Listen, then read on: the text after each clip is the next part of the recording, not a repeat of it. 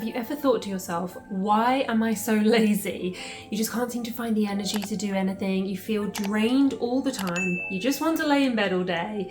You run late to things. You feel unmotivated and you're procrastinating on important tasks. And you can't seem to shake off that feeling that you're just being lazy. Well, you're not alone. What if I told you that perhaps you're not being lazy? Maybe you're burnt out. That's exactly what we're going to cover in today's video. Burnout's a serious issue that affects many people, and sometimes it's mistaken for laziness. But the truth is, burnout is a state of mental, physical, and emotional exhaustion, and it's caused by prolonged stress, overwork, and a lack of balance in life. It's not actually about being lazy, it's about being depleted in all senses of the word. When you're burnt out, you might feel exhausted, even after getting enough rest. You might lack the motivation to do the things that you normally enjoy, and you might feel overwhelmed even by the smallest of tasks. I talked about that in my decision fatigue video, which you can watch up here. You might start to doubt your own abilities and feel like you're just not good enough. You might even start to withdraw from social interactions and feel like you're all alone. So in this video, I want to explain to you what burnout is and why it's not just a case of being lazy.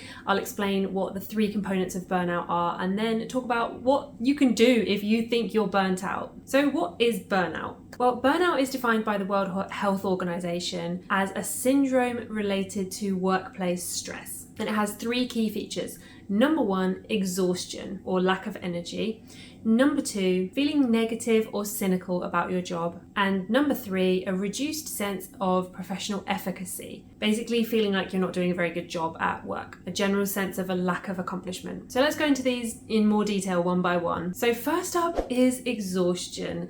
And it's easy to see why you might mistake this for just feeling like you're being lazy. Burnout exhaustion is more than just being tired. When you're burnt out, you might feel like you're completely running on empty. Like you just can't take anything else. You might feel like you need coffee or energy drinks just to get through the day. And you probably feel tired even after getting a full night's sleep. You might feel like you're just dragging yourself through the day, going through the motions, just trying to get to the end of the day. This was a huge factor for me when I was going through burnout as a newly qualified doctor. If you watch back any of my old videos, you'll see that I'm talking all the time about how tired I am, and you can see it in my face in a lot of the videos. I just look exhausted. But the crazy thing is that at that time I didn't know what burnout was, and I thought that my exhaustion was just a normal part of being a doctor. I was totally depleted and I was running on empty. Probably heard me say before that my life was held together by cortisol, caffeine and dry shampoo, and really I wasn't joking. And it's important to mention here that if you are feeling exhausted all the time, it's worth going and getting checked out by your own doctor just to make sure that there is no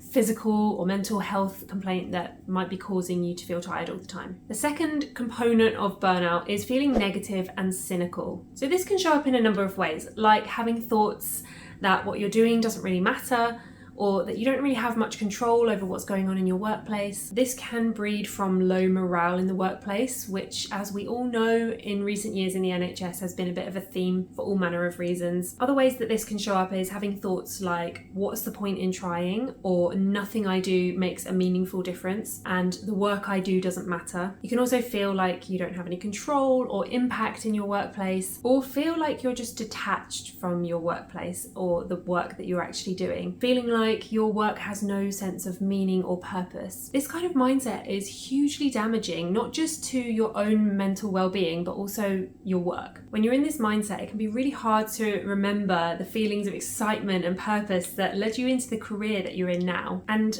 I'd like to also point out that having these feelings doesn't mean there's something wrong with you. It doesn't mean there's a character flaw in you or that you're not good enough. This cynicism and detachment is a result of prolonged workplace stress, and it can happen even in the most positive people. This isn't about just having a positive attitude and just getting on with things.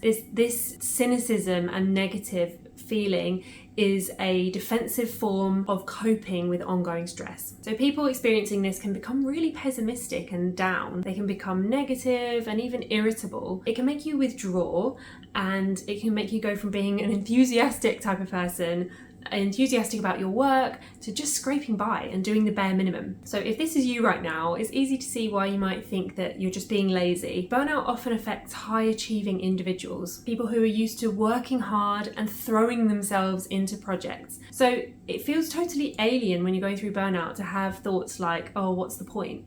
and feeling detached from your work. You can just feel like you're going through the motions of each day. And so of course you might just think you're being lazy. If you're interested in watching medical videos, you've probably heard of Midlife Crisis here on YouTube. And in a recent video, he shares a story about doing a weekend on call where he was working really hard, very little sleep, working all weekend, really busy, seeing lots of patients. And at the end of that shift, or the end of that weekend, he felt really alive and energized, where you'd expect him to probably feel quite tired. But he talks about how he felt energized because he was doing the work that he wanted to be doing. And he contrasts this to his usual day-to-day work, where he's under mountains of admin, he's got hundreds of emails coming in, and that can make him feel like he's out of love with his work, which is unsurprising. If you're not doing the job that you thought that you were training all of these years for, of course you're going to feel frustrated. I've recently been reading the book The Art of Winning by Dan Carter, who was a New Zealand All Blacks rugby player. And this book was recommended to me by one of my coaching clients.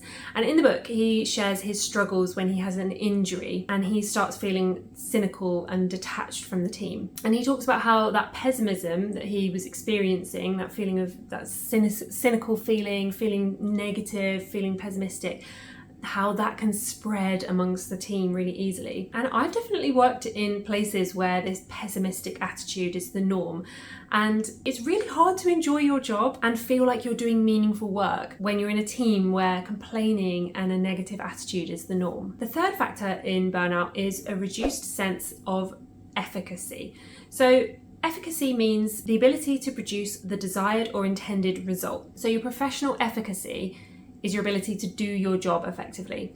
So put it another way, when you're burnt out, you doubt your own abilities at work. And I suffered with this hugely when I was burnt out. I had a massive crisis in my confidence and it seeped into every area of my life. So this can show up as comparing yourself negatively to your peers, feelings of imposter syndrome, where you feel like someone's made a mistake in letting you in and you don't deserve to be there. And this doubt in your own abilities can actually become self-fulfilling, because if you don't feel confident in yourself, your colleagues and your patients pick up on that, and they actually might start to perceive you as being less competent. You might end up putting yourself forward for less opportunities, less procedures. So those self-doubt thoughts actually start to become self-fulfilling. Hesitating or feeling resistance to saying yes to new opportunities, projects at work might just feel like you're being lazy, but in fact it could be a sign of burnout. So I'm interested to hear in the comments below what your thoughts are about this. Do you relate to any of these signs? Let me know if you do. It'd be interesting to have this discussion more in the comments below. The most important first step in recovering from burnout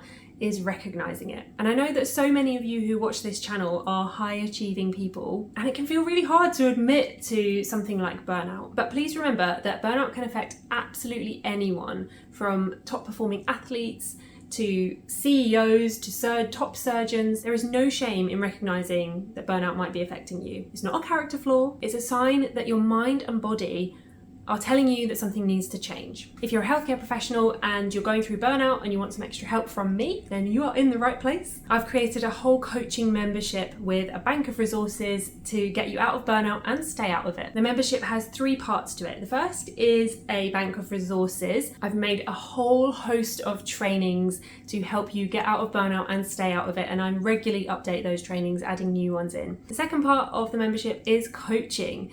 Twice a month, I host live group coaching calls, so you can ask me questions directly and get coached by me, and you can listen to other people being coached by me. And the best part is that all of these are recorded, and so you can go back and watch all the previous ones when you sign up to the membership. And the third part of the membership is the community. We've got a group chat where I send pep talks and updates, and you've got an opportunity to connect with other like-minded healthcare professionals, the type of healthcare professionals who believe that burnout should not be our norm, that we want to achieve well in our careers and work hard, but we also want to live a full life and have a life outside of work and be happy and healthy. So if that sounds like it's the right place for you, then I'll leave the link in the description box below for you to join up. One of the keys to recovering from burnout is simplifying your life, making things easy for yourself. And in this video right here, I share 30 things you can do to make your life easier. I hope you enjoy it, guys. I'll see you in the next one. Bye.